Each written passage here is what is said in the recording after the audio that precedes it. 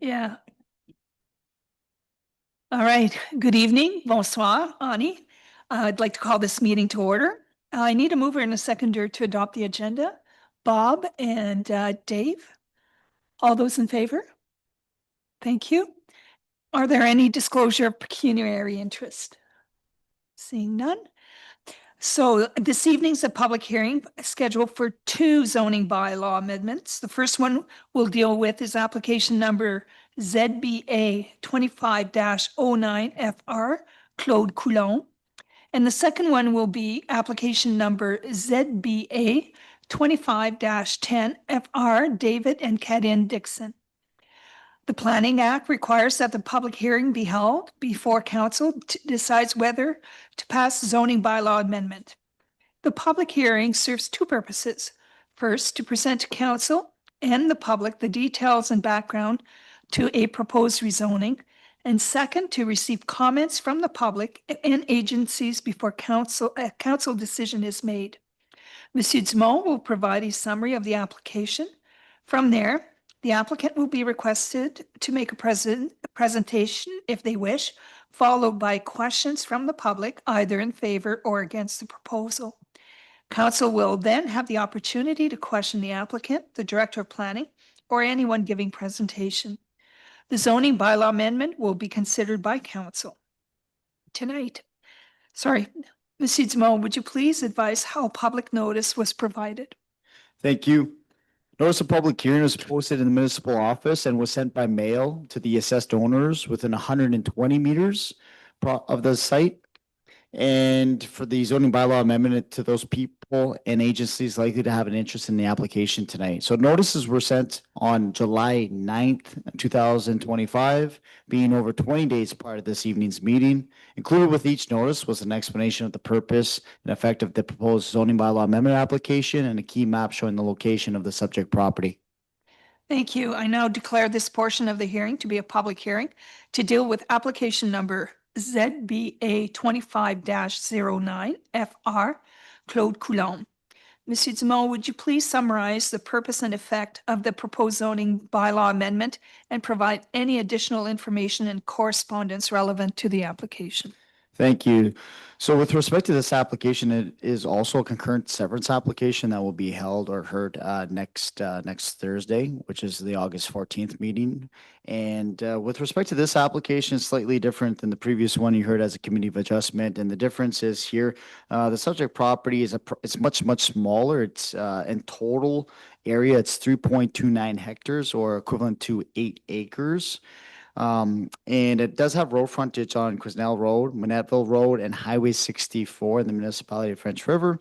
So the proposed severed lot, just the one, is Lot A, is going to be approximately 2.44 hectares or 6 acres, with 113 meters of frontage on Quesnel Road and is presently vacant. So the proposed retained lot is to be approximately 0.86 hectares, which is about just over 2 acres of lot area with a frontage of 93 meters on Manettville Road and contains their single-family home, detached garage, and 2 wood sheds and a carport. So right now, as the property is today, the property is zoned rural. It's just a legal non-complying lot. That's why it's today rural. And the rural zone requires that 100 meters and 5 hectares. So the proposed severed lot and the retained lot, so both of it, once this transaction occurs with the planning board, will be below the requirements, significantly below the requirements of acreage. So it's appropriate and reasonable to have both lots zoned from rural to residential rural. And that's the whole purpose of why we're here tonight, is to change that land use, which will be, again, a condition of approval for the severance when it goes to the board. And I'll just touch on a little bit of the context of the site. So as I noted earlier, the site is rural, and we're looking at, for council this evening, to have both the Lot A and the retained lot change the zoning to residential rural. That requirement is minimum 60 meters of frontage and 0.8 hectares of land, which is exceeded in both the retained and the severed. In terms of access, very unique site. Obviously, this site has three roads or frontages, and so I'm not going to touch on the MTO comments. It's quite extensive. I'm going to leave that with the planning board next week for discussion. Happy to have any questions or regarding that, but I'll just kind of just give you the Coles and Oates on MTO's comments.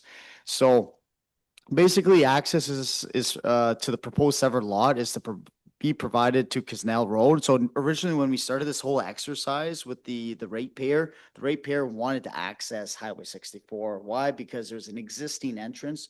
If you looked at aerial imagery and Google Map, you'll see the existing entrance. So you had nothing to lose. I facilitated that process with MTO. Took several months to get back from MTO, and they said no. It's prohibited, no access. So then went back to the drawing board. They had to change their site plan, and their site plan had to be access, which is a benefit to this whole situation, is that they had access from two roads that are, maintained publicly assumed by the municipality. So it all worked itself out, but it took a lot of time to get to where we are because they wanted to access it from Highway 64. So the severed lot, just to recap, will be off Quesnel Road, while the retained lot already has that existing entrance from Maneville Road. Direct access, that's the Colesville part. Direct access from Highway 64 is prohibited. That's from MTO. So comments were received, and that it is what it is. So from there, like I said, both roads locally are maintained year-round by the municipality of French River. The manager of Public Works also provided some further comments and just said, hey, in order to ensure proper drainage and compliance with the municipal standards, a 12-inch culvert must be installed at the proposed entrance of the separate lot because the retain is already existing to this day. And with respect to servicing, the reasonable expectation of potable water supply and sewage disposal capacity is also been provided. Again, that's more on the severance side of things. We're here for the land use, but I'm touching on the complete application process.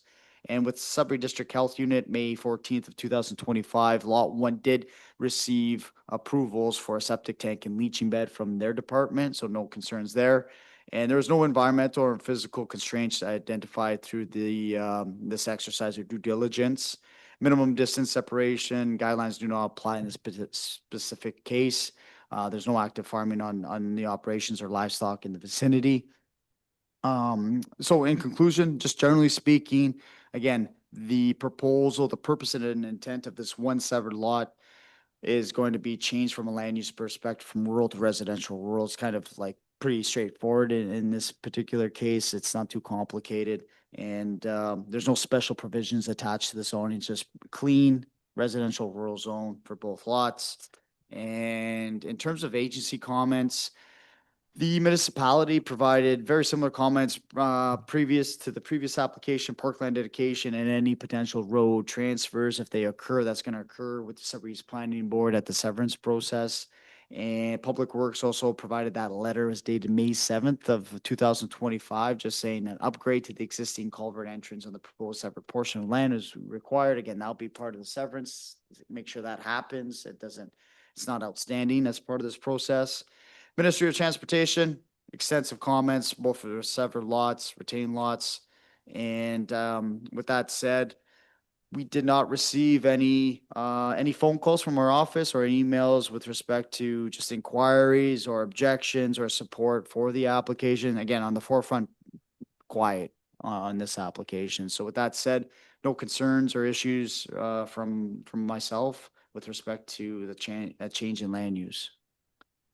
Thank you. The applicant's not online here, right? Correct. Okay. Any questions from council? Dave? Will you, sorry, through you, Madam Chair. Matt, will you have to remove the culvert that's, or the entrance that you said is existing off Highway 64? Through you, Chair, remove, so there's an existing, let me just double check on, so your question, so I can understand correctly, there's an existing culvert with that entrance that's tied together on Highway 64? Yeah. Yeah. Does that have to be removed or? Correct. So the retained lot, to your note, I put it in bold, so it's important. So when the alternative access is available, it says as per MTO policy, when the alternative access is available, direct access onto Highway 64 will not be permitted. Therefore, the existing driveway on Highway 64 must be closed and removed, and all access must come from the Nettle Road. To answer your question, yeah. Thank you. Any other questions? Roger, you're okay out there? I'm good. You're good. That's all right. All right, since there's no further questions, I declare this public hearing to be concluded. And it's now in order for a council member to make a motion and for council to consider the application. So I need a mover and a seconder, Renee, and seconded by Dave. Be resolved that bylaw 2025-34 being a bylaw to amend zoning bylaw 2014-23 as amended, Claude Coulomb, be read a first, second, and third time and finally passed. Thank you. All those in favor? Thank you. Please be advised that there's a 20-day appeal period, during which time a specified person, public body, or registered owner may appeal the bylaw to the Ontario Lands Tribunal by filling a notice of appeal with the clerk of the municipality of French River. The notice of appeal must set out the reasons for the appeal and must be accompanied by the required fee, which is prescribed under the Ontario Lands Tribunal Act 2017. The fee should be made payable to the Minister of Finance. All comments will be treated as public records and given out upon request. So we'll move on to the next application. So I declare this portion of the hearing to be a public hearing to deal with application number ZBA 25-10 FR, David and Kadin Dixon. Monsieur Dumont, would you please summarize the purpose and effect of the proposed zoning bylaw amendment and provide any additional information and correspondent relevant to the application? Thank you. So this evening we have David present, who's the owner of the subject property, and we also have Jordan Campbell with Straight Line Construction participating, who's the agent that facilitated this process on David's behalf. So with that said, I'll provide the context to this application. So the purpose and intent of the application is to permit a construction of a two-story accessory structure, which is a detached garage with a total height of 9.1 meters.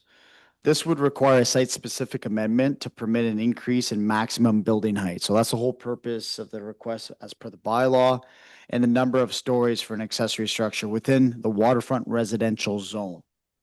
So currently, I'm just going to touch on the provisions under the bylaw, and then I'll elaborate further on the context and summarize the application. So right now, the zoning bylaw has section 6.2C, general provisions for accessory structures, anything that's accessory, i.e. the detached garage. No accessory building shall exceed a height of 5 meters. And for the purpose of this bylaw, no accessory building shall have more than 1 story. So that's what the bylaw is. And then they have the ability to go through this process to make an exception to the bylaw. Now, jumping to the other important part of this is the waterfront residential zone. So that's the zone that the property is currently in. And it also kind of piggybacks off that general provision in the bylaw where it says maximum building height is 5 meters or 1.5 meters, whichever is less. So you take the less of the two values. So in terms of site, so this is what we're dealing with. The site right now, the lot area is 0.27 hectares. So obviously it's significantly small site in comparison to the current standards. So it's a legal non-compliant lot. So there's no debate on, well, why is it this? It's just, hey, when it was created, bylaws weren't there, and legally it's a legal non-compliant lot. In terms of frontage, the frontage is 93.9 meters, so it exceeds it. So there's no legal non-compliant with that aspect because it exceeds the current provision is 60 meters. So you're fine there. So note that.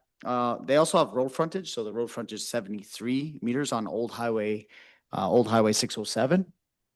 So the existing development, so what's on site right now? So right now they have two, as per MPAC, we have the 2 single-family dwellings and 1 detached garage. So that's what's being assessed as per MPAC's, or the information that we get from the Sudbury Planning Board and making this assessment. The proposed use of the second story is personal. It's for non-commercial. That's a question I ask with everybody because it changes the whole purpose of going through these. Sometimes, mechanics, commercial, you need additional space, but this is specifically for personal use only. That's been directed from the owner.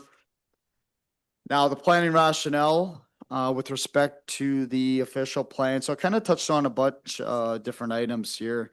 So I looked at the location, again, in this particular case, I did conduct a site visit. I don't always do, but I kind of pick and choose, when you're looking at 9 meters, you don't really see 9 meters at all. So I wanted to be on site to give, you could be in the office looking at all these policies and there's another thing to be on site and kind of understand the context. So I did meet with Jordan. I did meet with David on site.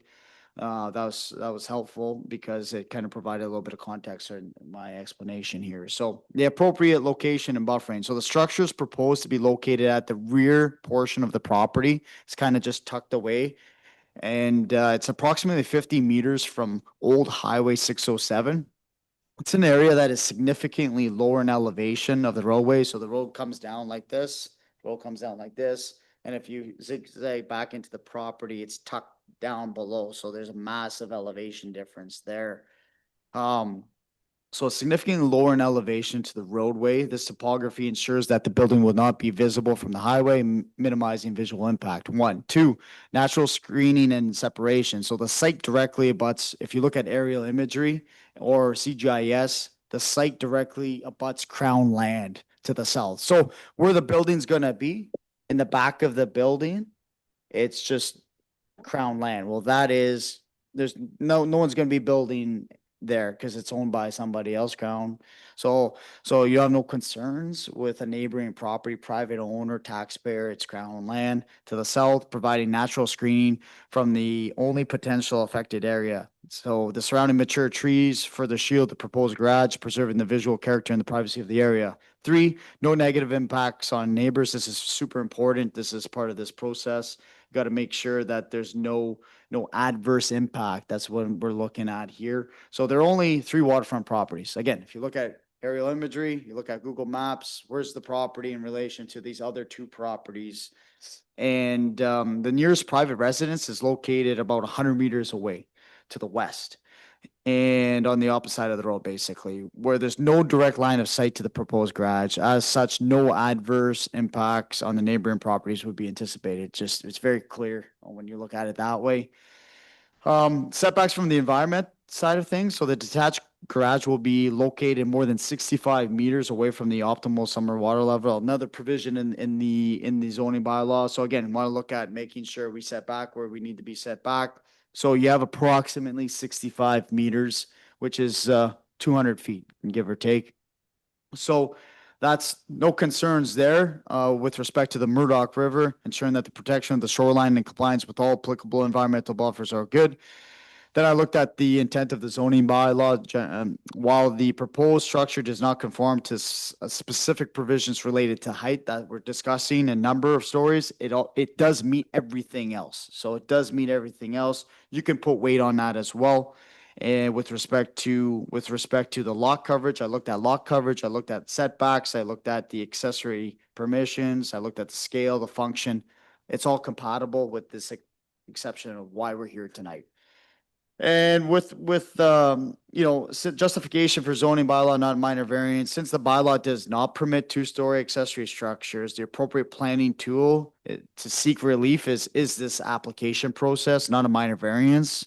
Nonetheless, the proposal satisfies the general intent behind the 4 tests. If I was to kind of use some of those tests in the case law, if there was any issues in terms of appeals or going to court with this application, that would have some emphasis as well, the rationale. So overall, just to summarize, given the unique topographical conditions of the site, the lack of visual or physical impacts on the neighboring properties, the consistency with the broader intent of the waterfront residential zone, the proposal represents a reasonable and appropriate exception to the zoning provision, and staff is supportive of the amendment that's being proposed with respect to council this evening. Now, again, with the zoning, it's going to be maintained waterfront residential. There's going to be a special provision attached to that. That's 112. That's SP 112. And SP 112 will explicitly state to permit the construction of a 2-story accessory structure with a total height of 9.1 meters on a waterfront residential lot. and is strictly for personal use only. It will not be used for commercial purposes or rental accommodations. So with respect to agency comments, again, as part of this process, municipality of French River noted that there were no comments or concerns in relation to this application, and there are only 2 waterfront residential lots in the area, so didn't receive a phone call from the neighbors in the area. Again, they're far away from the property, so it's really just an isolated one property. This is the application. This is the proposal. How does council, what's the outcome? So I've provided supportive comments with respect to this process. And now I leave that with council to ask any questions to the applicant, myself, or the agent. Thank you. So does applicant, David or Jordan, do you have any comments you would like to make? And if you do, can you go to the microphone because we're on Zoom and we're taping this, of course? Sure. Jordan? Hi, how are you today? We're great. Thank you. How are you? Excellent, thank you. Good. Yeah, thank you, Matthew and council for considering this application here. I appreciate the time that everyone's taken in reviewing this and attending the site visit and going through this process with us. Really, the main thing that I'd like to add is just that we have an existing garage in this location already. It is not in a state of good condition or anything like that.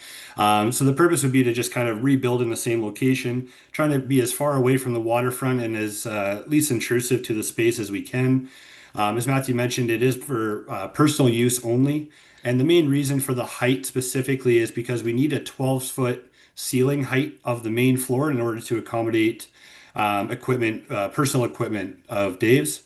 And then the second story is being used as a personal space. So again, no commercial or rentals or anything like that being completed in that space.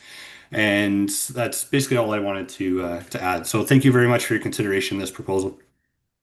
Thank you, Jordan. David, if you wish. So you just press, there's a button, a silver button on the microphone. There you go. Okay. Go ahead. Yeah, I just want to reiterate what Jordan has said. The house itself is a small house, and I do have grandkids and children as well. And the second floor will be like, a games room and that, and just some place for them to visit. And that's it. It's not a commercial at all.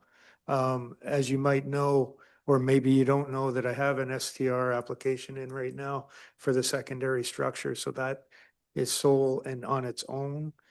So I won't be using the garage as rental.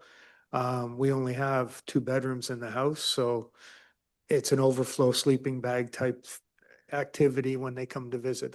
That's all we need. I mean, we love the area. We moved in October, and I can't say enough good things about it. I love it up here. So that's why we're doing this, just so we can get that done. Okay? Well, welcome to the area, and you. we're glad you chose to live with us. And most of us have grandchildren here, so we know that sleeping quarters with sleeping bags away from the parents is not a bad thing.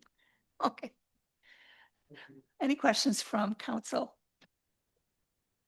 Seeing none, then I declare this public hearing to be concluded, and we'll consider a motion. Oh, sure, go ahead. You have as much time as you need. I just have another statement that the only neighbor that is beside us, I have a text message from him as well, that he's eager to see the building built himself. So there is no complaints by him or any. Probably wants to go for a beer. Oh, There we go. exactly. He's welcome. Go. All right. No questions from council? Okay, so then it's in order that we proceed with a motion. I need a mover and a seconder, Bob, and seconded by Roger. Be it resolved that bylaw 2025-35, being a bylaw to amend zoning bylaw 2014-23 as amended, David and Karen Dixon, be read at first, second, and third time and finally passed. Thank you. All those in favor? Thank you. Please be advised that there is a 20-day appeal period, which time a specified person, public body, or registered owner may appeal the bylaw to the Ontario Lands Tribunal by filling a notice of appeal with the clerk of the municipality of French River. The notice of appeal must set out the reasons for the appeal and must be accompanied by a required fee, which is prescribed by the Ontario Lands Tribunal Act 2017. This fee should be made payable to the Minister of Finance. All comments will be treated as public records and given out upon request. So I need a motion to adjourn. All those in favor, sorry. I figured it would be all right. Thank you. Now can we adjourn, Madam Clerk? Oh. One more? I don't have a script for it. There is no script. Oh, all right.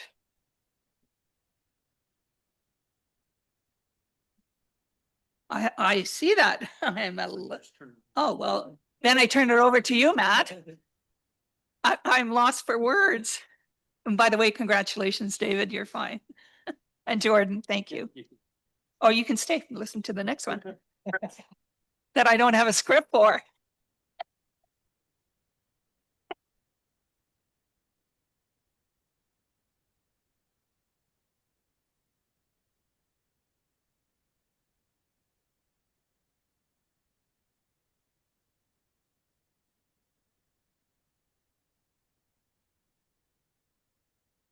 Okay. You take care. All right. To over to you now. Just for information purposes to council, it's not a requirement. Just want to make this very clear. So site plan, it's far and few. You don't see too many of them. So this might be new to some or for all. And under the Planning Act, Section 41. So, we just dealt with Section 45 of for minor variance. We dealt with Section 35 for zoning bylaw amendments. Now we're dealing with Section 41. It's all governed under the Planning Act. So if you just Googled it and pulled it up, it just tells you everything lawfully, what needs to be done. Now, with respect to this type of application, Section 41, what's unique about this, there's no public hearing. It's not required. So it's streamlined. The whole purpose is to work with staff and the developer and to look at the site plan going back and forth with all departments, not just the planning board. So you look at municipal staff. So for example, back like about a year ago, we met with all department heads here and we got feedback from everybody and we give that feedback to the developer. So then the developer uses that information, goes to the drawing board. And part of this process too is the developer needs to make up their mind on what they want to do because it's a large site. There's a lot of opportunities. And back in 2020, we cleaned up the site, or sorry, council did with respect to the zoning bylaw amendment application. That was September 16th of 2020. I know time flies, but that was all cleaned up. So that allowed the developer then to make whatever decisions they wanted to within the context of the zoning bylaw. So fast forward 4 or 5 years to where we are now, they're at a point where they're ready and they had made up their mind. There's several different ideas, but what they proposed, and that's kind of just brought to council again, not public, no comments, because if you had the comments, things will be delayed, et cetera, and you don't see development. So that's the positive of this process. It just streamlined through to council and it's an agreement. Basically, it's an agreement between the municipality of French River and the developer. And it's you work with each other to find like a common ground with what's reasonable and appropriate to put in this type of agreement. And that's why I'm just here, just kind of share you the information. It's I don't even have to be here either, but I just for transparency purposes, I told that to Mark and Melanie. Just it's just nice to keep everybody in the loop, share information, see where things are at, and get it from the sources that understand what's going on. So that's why we're here tonight. And so basically what we have is we have an agreement in place, and the agreement is for storage units. Obviously, this is one phase of the development. So there's 16 units altogether. There are 14. So there's 4 pods, and each pod consists of 1,500 square feet. So 6,000 square feet for each pod. And that's forms part of the overall site. Obviously, it's just a small snippet of the site, but the agreement is for the storage unit specifically. It's very detailed. It talks to the lot area, lot frontage, setbacks, front yard, side, rear, and it has max, lot coverage. It has all the zoning requirements, all the zoning provisions, landscaping, parking, everything goes into this detailed site plan. And then basically we kind of look at what are those internal conversations about? They're just about, okay, if you're gonna go in there and blast the rock, put a road in and et cetera, and access that, what are maybe some of the concerns or things that need to be addressed from the municipality's perspective? So for example, fire route is in the agreement. Another one was storm water, that's in the agreement, log grading in the agreement. So those are things just to make sure from a liability perspective for the municipality that everything is adhered to from that perspective. So those are some of there's just a handful of items that Mark, myself, Andrea, Melanie worked on through the course of going back and forth. So we had multiple meetings with Mike Laddick, who's with Third Line Studio, Mike Riesbeck, who's also facilitating that process for Mr. Romacco. So he has his team, and basically they initially give us a site plan afterwards with that information.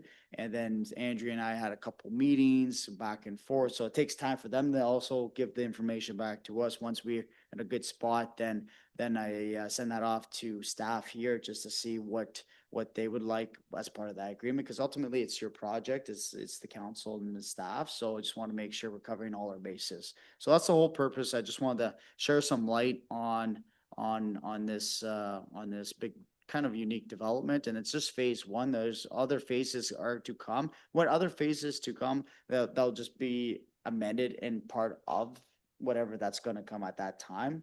There are some other data, but this is concrete. This is what they want to move forward right now in terms of those 4 pods, again, of 6,000 square feet individually, and they're for storage purposes for the time being.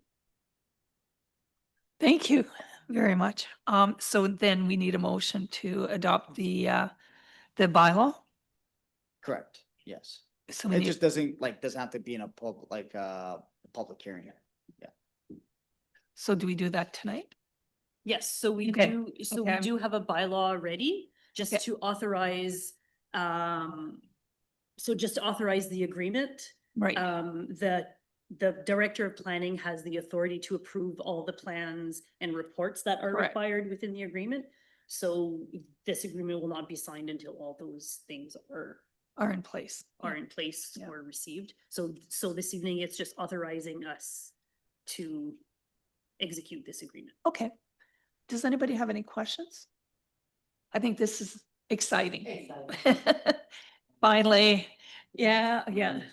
Yes, And- well, they've worked hard, I'm And sure. the agreement has like a date too, like it's like 1 year. So just to Yeah. give context to everybody, like, because you also want to see the development kind of happen too. So you don't want to get the approvals and then maybe wait like 5 years or something. Yeah, Right now, the agreement has 1 year to kind of, they just want to get the okay from everybody. so Sure. that They can move forward on sure. the project. I don't blame them.